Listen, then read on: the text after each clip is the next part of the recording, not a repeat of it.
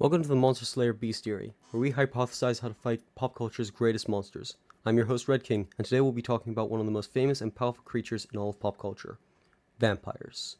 Now, let me start this video by saying we're going to be discussing the stereotypical vampire. We won't be talking about specific types like Alucard from Hellsing, or those disgusting looking vampires from the movie Priest, as while they are called vampires, they have different characteristics that mean that they stray too far from vampires to be discussed here. Think Alucard with his soul-stealing stuff and the hive behavior of the priest vampires. We will only be talking about the main vampire types. Think vampires like Dracula and Nosferatu. Okay? Now let's assume what types of powers they are going to have. Obviously, I didn't find anywhere online discussing what powers vampires do have because, they're fictional, but there are some powers that are seen across so many different variations that we can assume they're going to have these powers. Mainly super strength, super speed, enhanced senses, flight, more often than not the ability to change into a wolf and a bat, and hypnotism. Now, in saying the powers of super strength and super speed, there's a lot of leadway in what that means, as you can get people with super strength like Superman who can easily punch entire city blocks away, or you can get people with super strength who can just punch through bricks. Now, for the sake of this video, we're going to assume that a vampire has about 10 times the strength of a regular human. And from what I found, humans can, on average, deadlift about 135 pounds. So our vampire could very easily deadlift 1,335 pounds. That's enough to lift an entire concert grand piano, which only weighs about 1,000 pounds. Let's also assume that this 10 times multiplier applies to speed. This would mean that, at its fastest, a vampire would be able to sprint at 140 miles per hour. This is nearly double the speed of a cheetah at its fastest. So it's safe to say we don't want to get hit at that sort of speed with that sort of strength, lest we become a red stain on the wall. Now, how do we solve for this? We probably want some armor, right? Now, modern combat gear is made to fight against bullets specifically, and covers only the vital areas of like the chest and head. But, with a vampire coming right into melee range, that's not going to be very effective whenever they slit your throat. So we can't go for modern tactical gear. How about we go for something a bit more medieval, such as plate armor? Well, that has its own issues. For example, plate armor, while more maneuverable than is seen in media like this, would still not be maneuverable enough to fight against a vampire going at 140 miles per hour.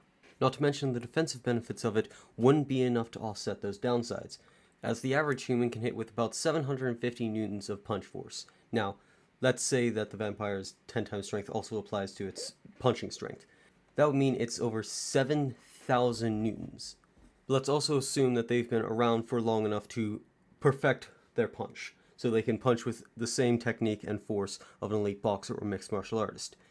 Those guys can punch with 5,000 newtons, so going 10 times that, 50,000 newtons of force. For reference, I found these calculations that shows that if you wanted to stop a 9mm bullet, it would take 57,000 newtons of force to stop. So basically, he's punching you with close to enough force to stop small arms fire straight to your skull with his fist. Just raw hands. And that's not to mention if he decided to use a weapon like a mace which augments strength. Like that. Yeah, you're kind of fucked. So there's no armor on Earth that could reasonably defend against a vampire. Modern military equipment isn't defensive in the right areas, and armor that is would be way too heavy and bulky to keep up with the attacks of a vampire. So, what do we do here? Well, this is where we resort to one of vampires and monsters in general's greatest weaknesses. Silver. Now, one of you is definitely going to mention the fact of silver is not a vampire weakness, but I disagree with you. The reason why most media portrays vampires as not being able to be seen in mirrors is because mirrors used to contain a silver content, meaning silver should theoretically still affect vampires in one way or another. That and silver plating is a well-documented thing, so it would be pretty easy to make some weapons or armor coated in a silver layer. Now the silver itself will be the defensive layer, meaning whatever we coat our silver in doesn't have to be that protective. It can very easily be something very lightweight, very easily malleable, and yet it would still be incredibly protective against vampires. Aluminium, or aluminum for my American viewers, is very commonly used as chainmail in LARPing, and I found a website that sells the raw chains. So, if we were to get these links, cover them in silver, and then put them together into a chainmail armor, it would be perfect for fighting against vampires. That, and if we want more protection on more vulnerable areas, we could also add regular plating. Maybe something similar to the Shinobi Kachu, which was a style of plate armor worn by ninjas, which would have layers of plate interwoven onto chainmail. Or, if we wanted something more concealed, we could have something like Brigandine, which was a form of body armor from the Middle Ages with layers of metal plating under a thick layer of cloth. Now, under this chainmail, I would personally choose something like a Kevlar fabric, which are quite flexible and quite stab resistant, which would mean we wouldn't have to worry about vampire teeth puncturing through the gaps in the chainmail. Now, as for a helmet, we wouldn't want a full medieval helm that can restrict vision, so we can keep up with the vampire and semi-see what we're doing, but we don't have to. We can have something like a chainmail hood, which covers the face and still allows us to see through it without the vampire getting proper access to us. Now, this obviously presents a bit of a problem. What's stopping a vampire rushing us, grabbing our chainmail, and fighting through the pain to crush us? Well, it's very simple. Vampires are cowards. And even if they didn't realize that we were covered in silver, they would very quickly, due to the fact of their enhanced senses, meaning enhanced touch. Whenever they touch us, they would immediately feel the burning, and thus immediately recoil back faster than they would be attacking us. Next on our list of gear would be a weapon. Now, you might think that a firearm would be best against a vampire, but you'd be wrong. Unless you are trained in shooting high-speed targets out of the air, you aren't going to hit the vampire. Instead, you're just going to waste ammo before you run out, and then you don't have a weapon anymore. They would also not be cost-effective. Even something like a Glock 19 can cost about $500, and the ammo can be $15 to $30, while also not being able to effectively hurt a vampire without the silver coating, which would add more. A sword would also be a no-go, as no sword could get effective range on a vampire that can fly 30 meters off the ground. This is the same for most martial weapons, as there's no real way to get into melee range with a flying vampire. It would also be hard for someone to defend with a polearm, as it would be difficult to coat a wooden handle in silver, and making it out of metal would slow it down too much, meaning the vampire could bypass it with ease, leaving you undefended. Even if the vampire doesn't fly, the speed would be a major issue, as how can you attack something with a melee weapon when it can get in and out of your effective range faster than you can attack, and can run behind you, completely bypassing the weapon. What we need is a weapon that can attack in a large area, can reach far away, and could hopefully give us a way to restrain the vampire so the speed is lessened. But unfortunately, I don't think something like that exists. Oh yeah. That's right, we're going to be taking a page out of the Belmont Book of Tricks by using a whip, specifically a chain whip. Now, most disadvantages with flexible weapons like this get completely nullified going against a vampire. For example, whips usually can be grabbed, completely nullifying the weapon. But if we were to coat the chain whip in silver, the vampire wouldn't be able to touch it. Another downside that whips have is the skill needed to use it. But this is actually even easier. Most practitioners using these weapons have to generate momentum and purposely attack to deal damage.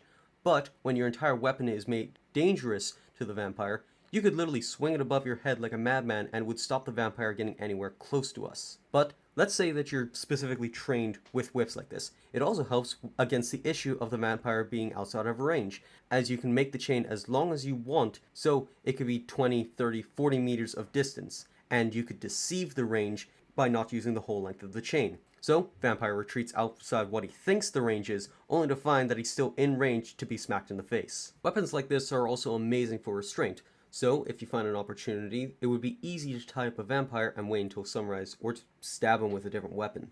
Buying a chain is also readily available and cheaper than most other weapons, as you can buy a light chain from any hardware store for relatively cheap, depending on how long you want it. And as someone from the UK, you know I love it when I can bypass weapon regulations and get myself a dope-ass weapon.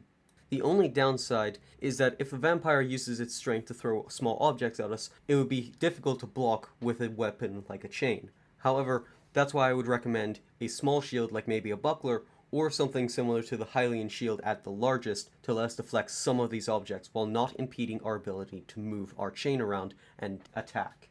The final parts of our gear would be some basics like holy water and salt that hurt vampires, a knife or dagger coated in silver in case the chain is damaged or otherwise unusable. Religious symbols may or may not work, so you would probably try to treat that on a case-by-case basis. Same with garlic, sometimes it works, sometimes it doesn't. One thing I would do is have something similar to a Mitsubishi smoke bomb, which is easy to make out of an egg by drilling through it, taking out the insides, letting it dry, and then filling it with whatever you want. Only instead of filling it with blinding powder like it would usually be filled with, I would probably fill it with something like salt. So grab it, crush it, throw it at the vampire, and immediate easy projectile. Now, it would be smart to grab something like a flashbang grenade, something that can take advantage of the fact that vampires have incredibly heightened senses and thus disorientate them, as with a regular human, getting hit with a flashbang is not a fun experience. Now imagine that shit, only you see 10 times better, you hear 10 times better, and you'll definitely be paralyzed 10 times better.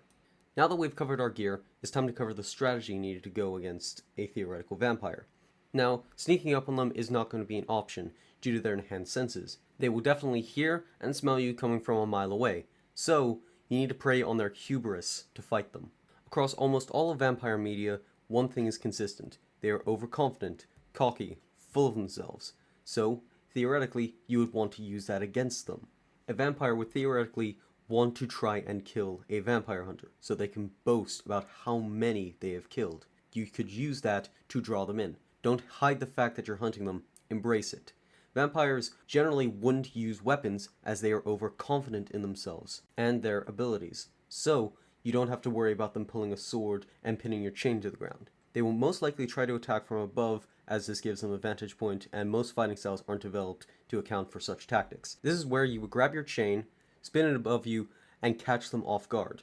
A vampire before this point probably wouldn't have felt pain for a long amount of time, so their pain tolerance would be extremely lowered, meaning the moment they are hit with that silver chain, they're going to be in immediately stronger pain than what they have felt since being turned. The moment they collapse in agony, you hit them with that chain over and over. Do not allow them to get up from that pain, to adapt to it. This would be the point where you'd want to restrain them. While they're in agony, you tie them up, putting them in more agony. Then, while they're still thrashing about trying to get out of the chain, trying to get away from the pain, that's when you stake them through the heart.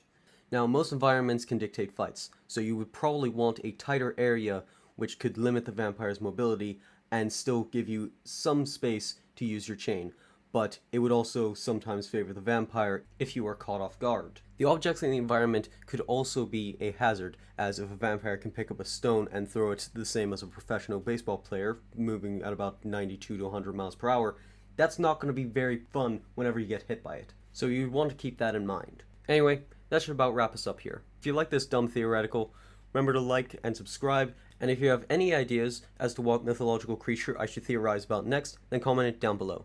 Till next time, this is Red King, signing off.